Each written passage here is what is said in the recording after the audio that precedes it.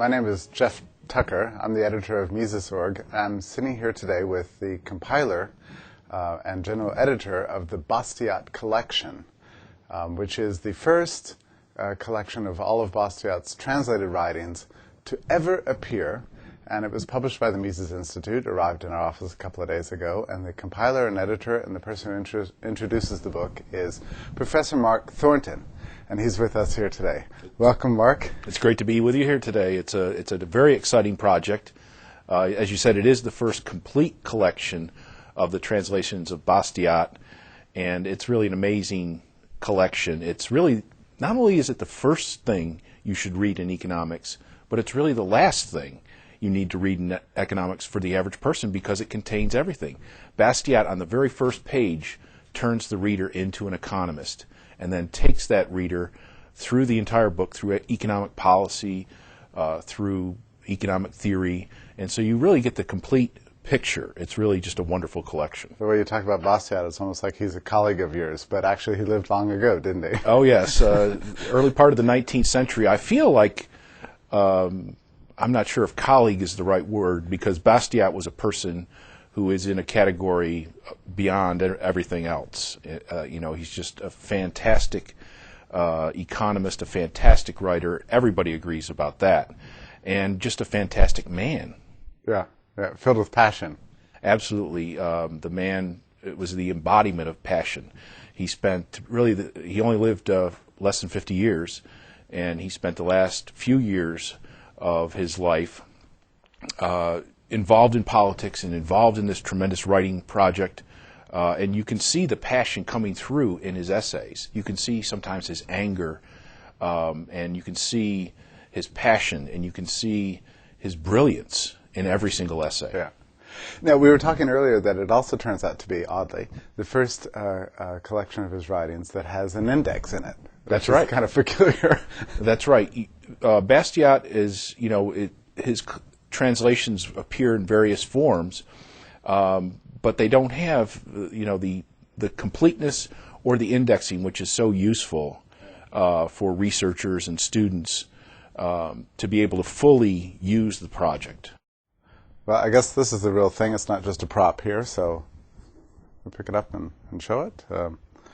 And here's Volume 1 and Volume 2. These are massive volumes, but helpfully divided into two parts. So what was your thought when you first saw them? There's a time lag between the end of your hard labors, which lasted a little more than a year, and really it's a culmination of a lifetime of research into Bastiat. What was your first thought when you saw these books? Well, it's beautiful. It's majestic. My part of the project was pure pleasure. To stumble across these translations, the earlier English translations, and to find that we had not only all of, copies of all of the existing translations, but even more material. Right. And the key material I'd like to talk about at some point. But, my part was pure pleasure. A lot of other people worked on this in terms of doing the index and the production. It's all very magnificent. And plus, I'd like to thank the donors who made it all possible, because it was a resource-intensive project. Yes.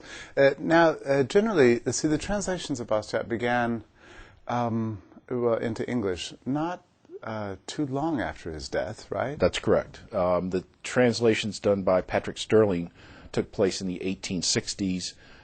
There were other translations that came out during the 1860s and 1870s. Yeah. And these were, and Sterling was, am I right, an English liberal? Scottish. Scottish. Yes. And the generation following the great anti-mercantilist English tradition. And so he knew people who knew Bastiat, right? That's correct. And it's kind of strange. I'm not sure how you can understand this, but all of the translators of Bastiat were either Scottish or had Scottish surnames in the United States, which is a kind of unusual connection between France and Scotland. Did Bastiat actually go to Scotland at some point, or did he visit? Not that I know of. He did correspond, and I believe he did meet Cobden and Bright, and was influenced by the anti-corn law League and their drive for free trade and their success, actually, in getting free trade legislation passed. He was very much inspired by their efforts. Yeah. So in this collection, we've got, of course, the law, what is seen and unseen. These are, I guess, his two most famous essays? I believe so. Those are the things that I read as a college student, and those were the things that were most readily available, and I think they're probably, some of the most important of Bastiat's essays. But we start with what is seen and unseen and all of the essays there, and then we go into the institutions of government, of property, of law, and what is money. And that was the essay that was lost. And I just happened to be working out of an older edition of Bastiat's essays and recognized that this essay on money had not appeared in the modern American translations anywhere. And so I seized on that opportunity and wrote an essay about it, and we republished it in the Quarterly Journal of Austrian Economics in 2002. And it's really very important. Everybody said that Bastiat didn't say anything about money, and he didn't write anything about money, and that's a sort of a missing gap in Bastiat's thinking. Even Hayek says that Bastiat tried to justify why Bastiat somehow didn't write on money, and he has an absolutely brilliant essay on money. And it's not just what is money, because he wanted to disabuse people the idea that that money is wealth. He wanted people to understand that money was a medium of exchange, which was important, but that you couldn't make society wealthier by bringing in more money. So in this essay, he ties together the relationship of money to protectionism and shows how protectionism is self-defeating, it doesn't work, and then he even goes on to exploit this topic and shows how that's also related to war.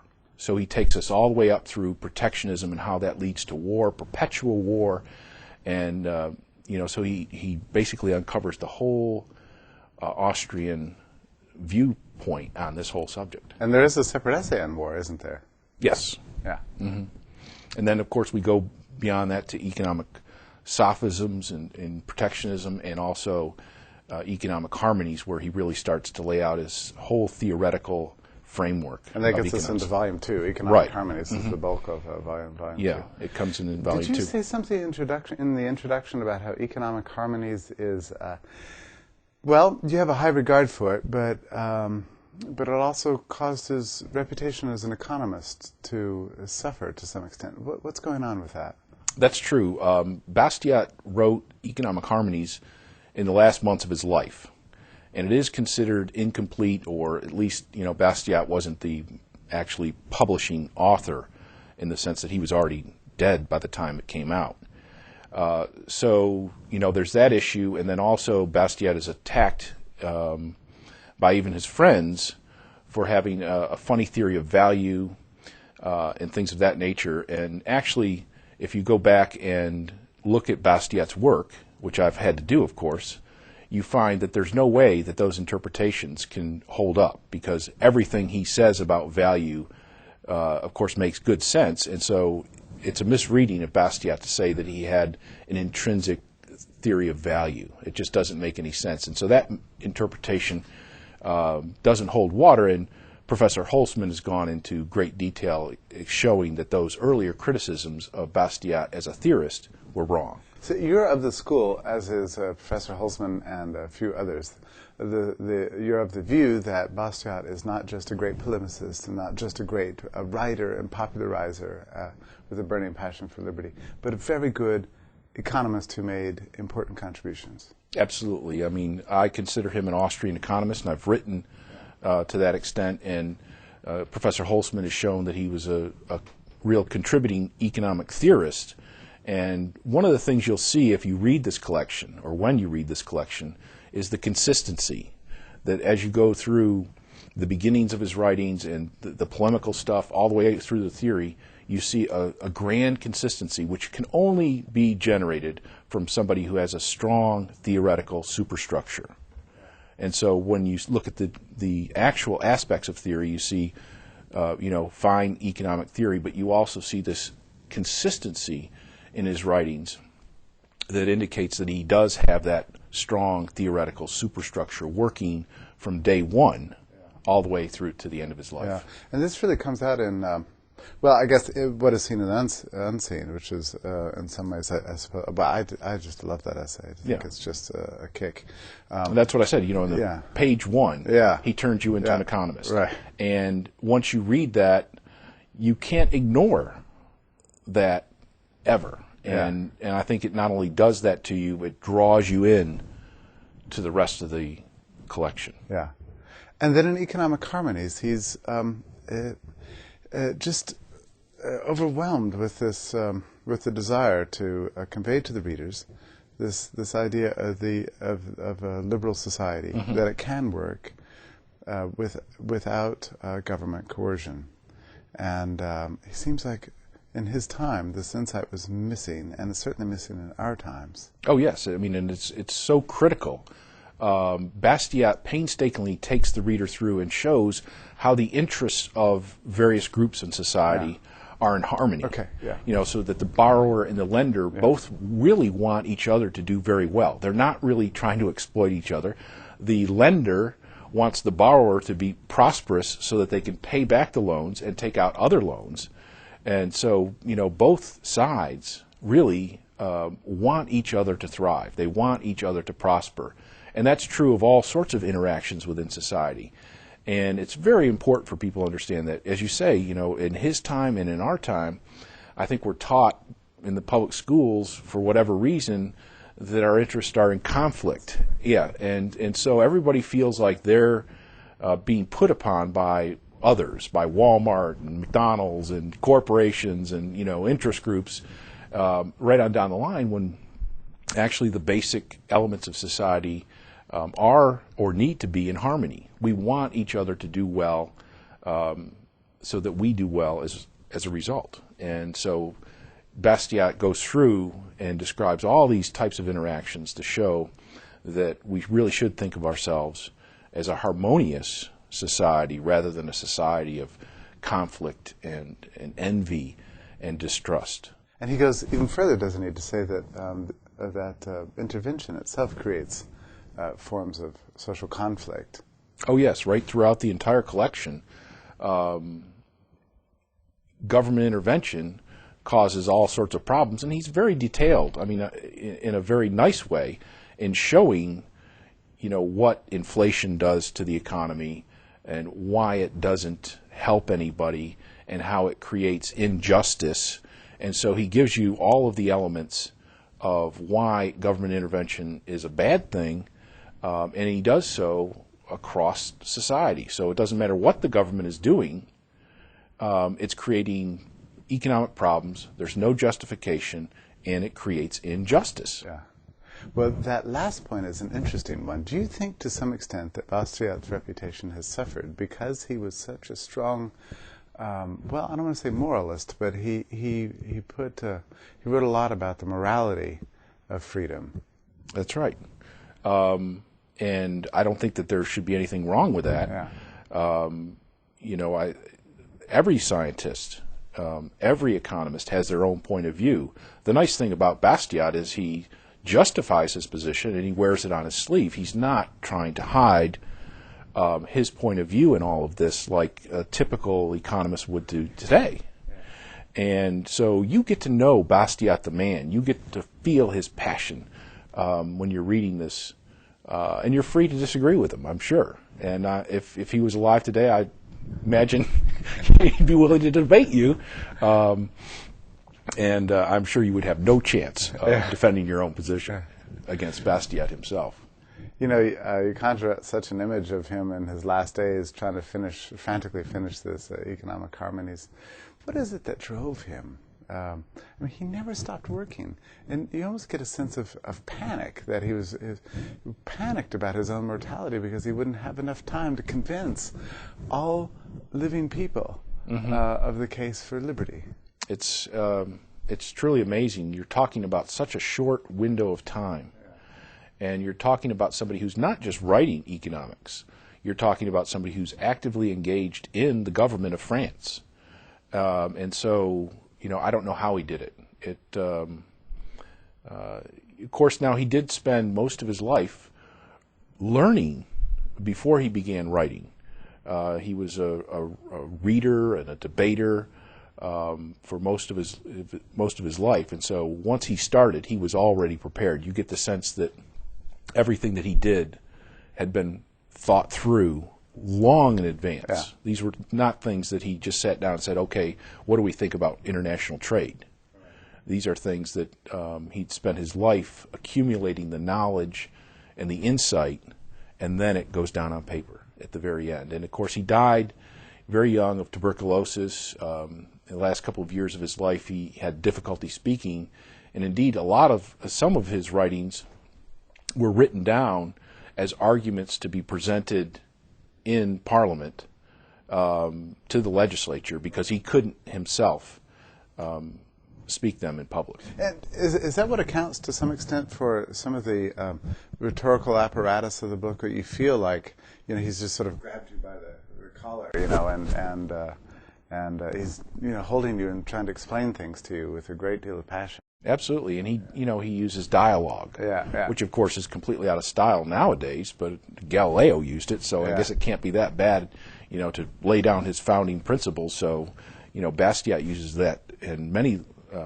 devices like that to great effect. I mean, because it's all very personalized when you have Bastiat on one side and then the average Joe on the other, and you really feel the personality of Bastiat in that one character, and you can understand and sympathize with the other person who doesn't want to hear about economics, don't give me that, but hangs in there long enough to get an understanding. And so it's really a luscious, vibrant approach to economics. Now, tell me about this essay. You were mentioning a story earlier that you had concerning this one essay that you're particularly interested in. This one on money. Yes, what is money? That's really one of the standout, most important things in the collection, I think, because it's been brought back into life after so long. And I found this essay, and I was invited to a conference on Bastiat in Atlanta to celebrate Bastiat's anniversary in 1999. And so I go there, and I find out that Robert McTeer, the president of the Dallas Fed, is also going to be speaking on Bastiat. And so when I get there, I introduce myself to McTeer, and he asked me, what am I going to be speaking about? And I said, well, this essay I found on what is money. And he just gave himself the big hit in the head and said, well, I had found that and had it translated, but when I found out what was in it, I decided to shelve the whole thing. McTeer's good on all aspects of markets except for the money question, right? Right. And Bastiat points out in the essay that, money is so important that you have to understand that, or then you get protectionism and war, taxation, and so on and so forth, bureaucracy. And so without Bastiat's views of money, everything else falls apart. Yeah. And so it's very, very important. And it was interesting, McTeer was scheduled to speak at this event, and when he found out that I was going to be talking about money, the program was changed, and he gave opening remarks and then left the conference. And I saw him in the background behind the planters while I was giving my talk, but as soon as I sat down, he was gone. Yeah, he was gone. And so he just took off. Yeah. And Bastiat's views on money, of course, hit directly at something like the Fed. Yeah. Central banks and what they're doing and how they're, trying to dollarize all these other economies and how they're using it to, fight foreign wars and do all this nonsense. Well, Bastiat had all of that down in his essay on what is money. And it was probably true in his day, too, right? This is a topic that he was not supposed to discuss. Right. And so that, that makes me wonder, why was this essay essentially translated and then lost? Yeah.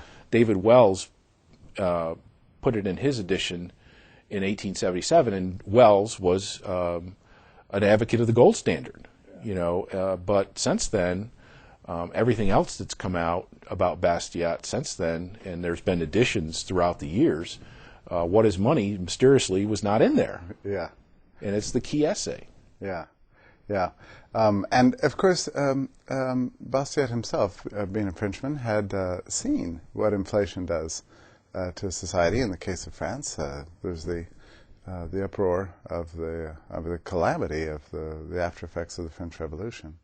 Absolutely, he knew. And then, of course, at the end, the worst thing of all is paper money. Yeah. So, he understood the effects of inflation. He disabuses the reader of this helicopter theory of inflation. He says, well, if we did that and it actually happened to turn out that nothing actually changed, what would we do? We sit around and laugh at each other.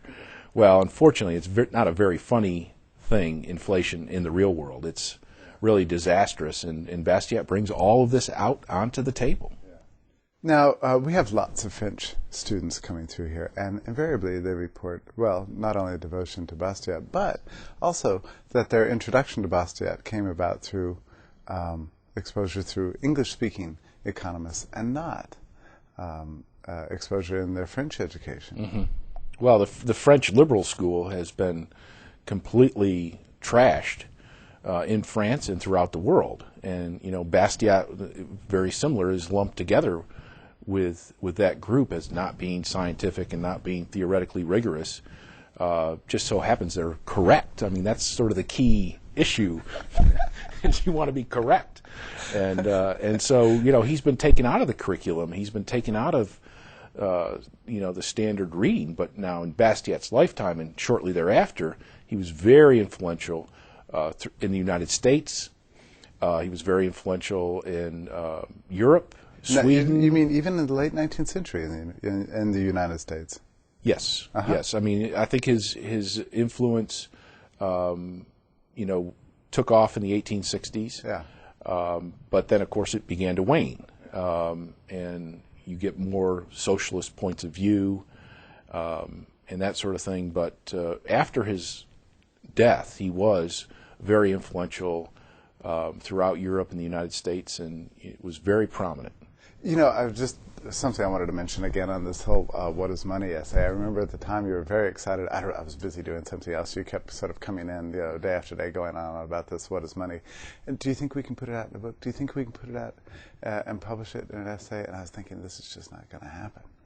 Yeah, this is not. Well, that was my original intent. I did the essay on was Bastiat an Austrian economist, and then What is Money and Bastiat's views on money. And then I thought we really need to get that part about money out into general circulation. And, of course, I wanted to send a copy to President McTeer as well in Dallas. But to get that out into wider circulation so there'd be a nice, easy reading little monograph. But then... Now we've got the full... Well, then the problem of Bastiat wasn't available at all. That's right. So it wasn't just some missing pieces coming to light. It was the whole series of translations were simply not available, and that's really something that can't really be tolerated. We can't allow Bastiat to go out of favor like he did at the end of the 19th century. It's something, and that's really what I love about this is that this project, it needs to be out there. It needs to be continuously out there for the end of time, basically. And so I'm really glad that so now students who can have access to these works, and of course we've got them, both of them, published the same day online in PDFs. So people can go to them, and they're thoroughly bookmarked, so you can go through and read the books. And so now there's no excuses left. You have to. Now you can get Bastiat for free. For free, right. And if you want to carry it around with you, you're welcome to do that.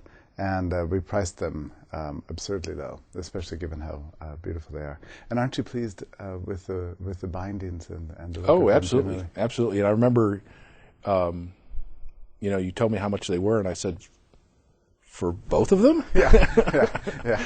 But it's really great, and having the PDF available so that people in lower income countries and faraway places where it's so expensive to transport and postage, India and China and places like that, that they can have access to those volumes immediately. I think is a great thing. And, you know, I don't know if you've had this experience, but I quite often, you know, I'm reading a book at home, and then I come to the office, and whoops, I left the book at home.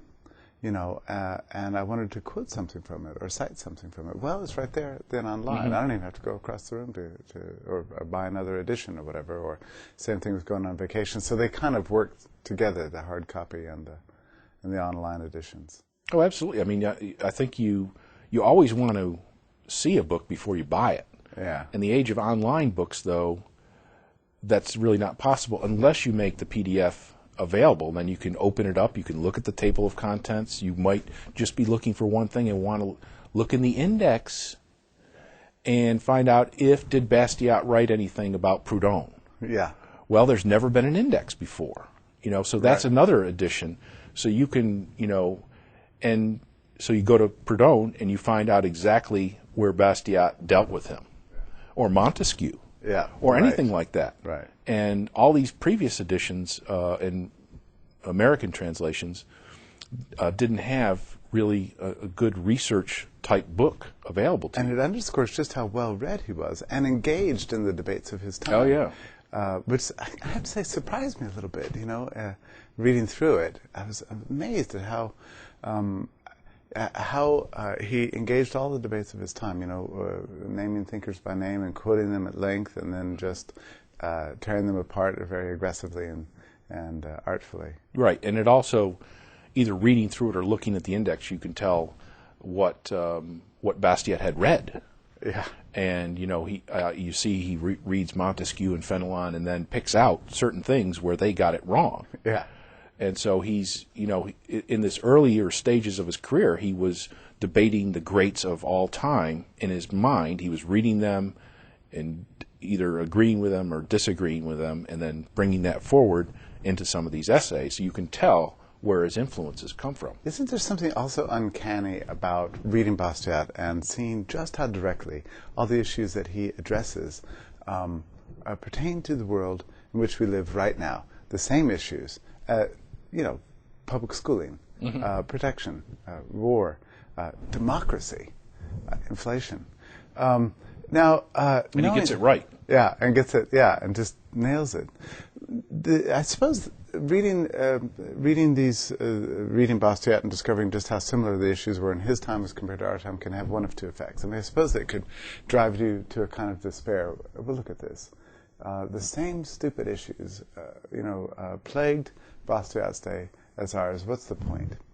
On the other hand, it can have the opposite effect and make you feel as if, you know, I'm part of something larger than my own generation. I'm part of this larger tradition of thought that we're always having to fight the good fight again and again in every generation. Yeah, it's hard for me to believe somebody coming away as a pessimist after reading Bastiat, but I understand the point. But I think that the passion that Bastiat is always is going to create an optimist, not a pessimist. And you know, I think that tradition and that linkage back in time from the Austrian school back to Bastiat, and seeing that lineage, that continuity, I think is really fabulous. And I think that anybody, no matter what their particular issue it is, if it's, you know, pro-gold standard or homeschooling or, you know, whatever it is, you're going to find a friend in Frederick Bastiat. What is the linkage between the Austrian tradition and the French liberal school? Can you trace that out? Just well, it's short. There is a consistent pattern there between the French liberals and the modern Austrians, and it really goes back to Cantillon, to Turgot, to the physiocrats, even Adam Smith and Hume, right up on through the French liberals, Say, and so on, Condillac, and then Bastiat, and you know so there's a long tradition of classical liberalism and freedom and all the rest in free market economics that goes back from 1730 on up to 1850 and even beyond. But of course, as Professor Salerno has shown in one of his great essays, that there was a systematic attack on the French school by the British and by the domestic French economics profession, which was under government control, Right. and basically discarded all the French liberal economists and replaced them with bureaucratic lawyers. And so, I mean, there was a systematic destruction of the French liberal school after Bastiat. It's a fairly quick decline. You have the British economists, saying that the French are no good, and then you have the French themselves institutionalizing a pro-government type of bureaucratic economist, while the French liberals lose their institutional base, and so that's really the reason why you see that decline in the late 19th century. Right. Well, that's a very interesting point, because it underscores the need for institutions to kind of counteract that, institutions like the Mises Institute to counteract that sort of cartelization of ideas. So in many ways, the my of this is it's sort of like a revolutionary act. Yeah. Well, if the Institute wasn't here, then this collection is not going to be here. Yeah. My essay wouldn't have been published. It was published in the Quarterly Journal of Austrian Economics, and so you basically see Bastiat disappearing. Yeah. Which is would be a tragedy. Yeah. Well, we can look forward to better days then. Absolutely. Thank you for all your wonderful work on this collection, and my for pleasure. joining me today. It's my pleasure.